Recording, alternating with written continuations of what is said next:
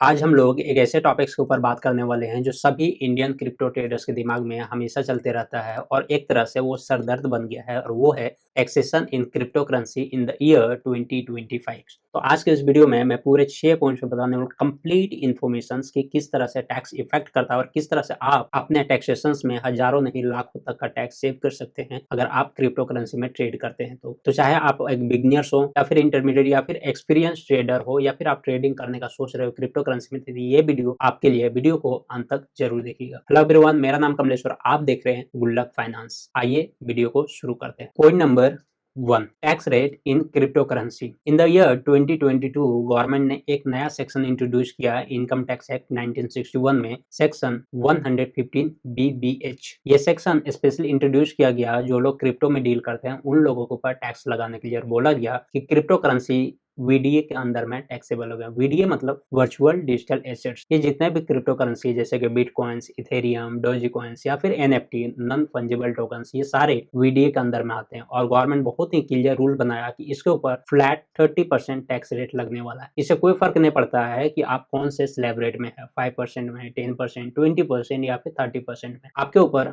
Flat 30% का tax rate लगेगा अगर आपने गेन किया है तो। अच्छा, मुझे बेसिक एग्जम्पशन लिमिट्स का तो बेनिफिट मिलेगा ना, जो शुरू का 3 लाख के ऊपर कोई टैक्स नहीं लगता है, या फिर जो रिबेट है 87A के अंदर में जो ओल्ड रिजीम में 12,500 और न्यू रिजीम में 25,000 तक छूट मिलता है, वो मिलेगा? Answer is no. ना आपको बेसिक एग्जम्पशन लिमिट्स का बेनिफिट मिलने वाला है, ना ही रिबेट्स का। एग्जांपल्स के लिए, राम एक सैलरीड पर्सन है और वो 5 लाख रुपया सैलरी से कमाता है और सेविंग, इंटरेस्ट, एफडी, ये सारी चीजें करके भी 1 लाख रुपया और कमा लेता है, यानी टोटल उसका इनकम है 6 लाख रुपया। तो 6 लाख के ऊपर वो अभी करंट टैक्स देगा 0। शुरू का 3 लाख उसका बेसिक एग्जम्पशन लिमिट्स में छूट हो गया और बाकी का 3 लाख का उसे रिबेट मिल गया। दूसरी तरफ श्याम है। श्याम एक क्रिप्टो ट्रेडर्स है और वो पूरे साल भर में 1 लाख रुपया बेनिफिट कमाया क्रिप्टो ट्रेडिंग्स करके। तो उस 1 लाख के ऊपर उसे 30% टैक्स देना पड़ेगा और फिर उसके ऊपर 4% सेस देना पड़ेगा, यानी टोटल 31,200 रुपया उसे टैक्स पे करना पड़ेगा इंडियन गवर्नमेंट को। और मजेदार बात यह है कि चूंकि उसका टैक्स लायबिलिटी 10,000 से ज्यादा है तो उसके ऊपर एडवांस टैक्स रूल भी एप्लीकेबल हो गया, यानी अगर वो advance tax timely due date पे नहीं पे करता है तो उसके ऊपर 1% का इंटरेस्ट उसे पे करना पड़ेगा।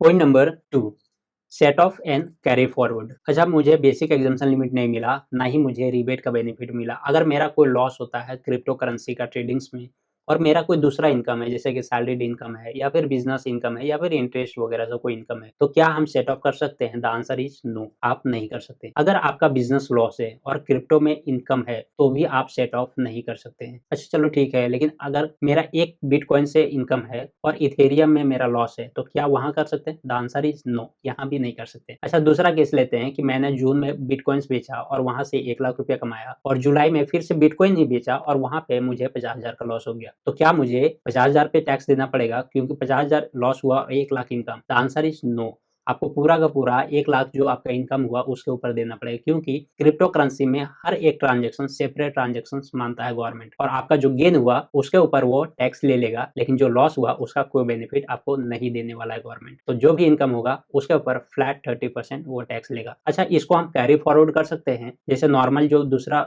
लॉसेस होता है उसको हम अगला साल कैरी फॉरवर्ड करते हैं? द आंसर इज नो, आप लॉस को भी कैरी फॉरवर्ड नहीं कर सकते हैं यहाँ। पॉइंट नंबर 3, अच्छा अब ये 1% टीडीएस का क्या चक्कर है? जब भी आप क्रिप्टो में डील करते हैं, 50,000 या ऊपर का ट्रांजेक्शन करते हैं, तो आपका 1% टीडीएस कट जाता है। आपको लगता है कि ये टीडीएस मेरा ब्रोकर काट लिया है। टीडीएस का मतलब होता है टैक्स डिडक्टेड एज सोर्स। जो आपका सोर्स ऑफ इनकम है वहीं से टैक्स कट लेना और आपके बिहाफ पे जमा कर देना। तो ब्रोकर आपके बिहाफ पे टैक्स काट करके वो गवर्नमेंट को जमा कर देता है 1%। तो क्या ये टीडीएस मुझे मेरा चला गया या फिर मुझे बाद में मिलेगा? जब अगले साल आप रिटर्न फाइल करेंगे उस वक्त आप इस टीडीएस को अपने टैक्स लायबिलिटी के साथ में एडजस्ट कर सकते हैं, या फिर अगर आपका कोई टैक्स लायबिलिटी नहीं है तो उसे रिफंड मंगा लेते हैं। बहुत सारे लोग रिटर्न फाइल नहीं करते हैं और उसे उसका टीडीएस भी कटा हुआ रहता है, तो उस टीडीएस को वो रिफंड भी नहीं मंगा पाते। इसलिए टैक्स रिटर्न भरा करो यार। उससे क्या होगा कि आपको ये पता चलेगा कि आपको मेरा कोई और टीडीएस कटा है, तो उस टीडीएस को अगर कोई लायबिलिटी नहीं है रिफंड करवा सकते हो। और अगर आप चाहते हैं हमसे रिटर्न फाइल करवाने के लिए तो हमारे वेबसाइट www.gulakfinance पे जरूर विजिट करें एक बार। पॉइंट नंबर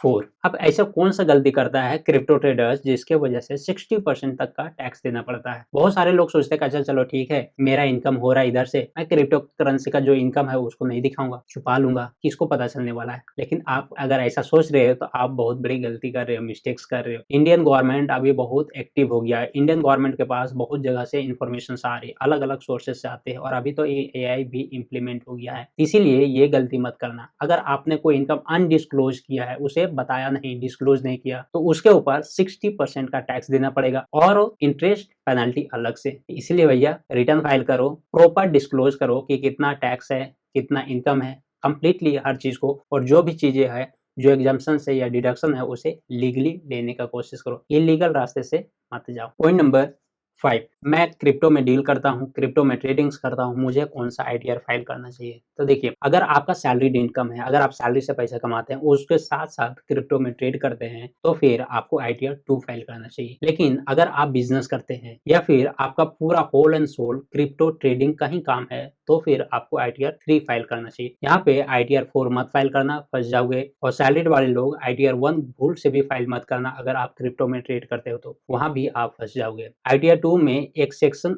मिलेगा आपको VDA करके, उसमें कंप्लीट डिटेल्स डालना कि आपने कितना में खरीदा है, कितना बेचा है, किस डेट में आप क्रिप्टो को खरीदे, किस डेट में बेचे, आपको कितना प्रॉफिट्स हुआ, और फिर उसके ऊपर फ्लैट 30% टैक्स लगेगा। पॉइंट नंबर 6, वो कौन सा तरीका है जिससे आप टैक्स सेव कर सकते हैं क्रिप्टो मार्केट में डील करने के बाद भी? तो देखिए, क्रिप्टो करेंसी में किसी भी तरीके से कोई डिडक्शन नहीं दिया है, ना ही कोई एग्जम्पशन है, ना ही अभी एक्ट में कोई अमेंडमेंट रूल या फिर नोटिफिकेशन गवर्नमेंट ने निकाला है। लेकिन इंडिया में अभी 2 तरीके से लोग डील कर रहे हैं क्रिप्टो करेंसी को। सबसे पहला है स्पॉट ट्रेडिंग। स्पॉट ट्रेडिंग मतलब आज आपने खरीदा और कुछ दिन बाद बेच दिया, और बीच का ड्यूरेशन में जो भी आपका प्रॉफिट या लॉस हुआ, ये एक तरीका है। दूसरा है क्रिप्टो डेरिवेटिव्स। डेरिवेटिव मतलब फ्यूचर एंड ऑप्शंस। जिस तरह से स्टॉक मार्केट में लोग एफएनओ कर रहे हैं, उसी तरीके से क्रिप्टो मार्केट में भी लोग एफएनओ कर रहे हैं, डेरिवेटिव्स खेल रहे हैं। तो डेरिवेटिव्स के ऊपर किस तरीके से टैक्स लगेगा अभी लॉ क्लियर नहीं है, ना ही कोई गवर्नमेंट स्पेसिफिकली बता रहा है। तो अभी यही माना जा रहा है कि उसके ऊपर भी फ्लैट 30% टैक्स लगेगा। बट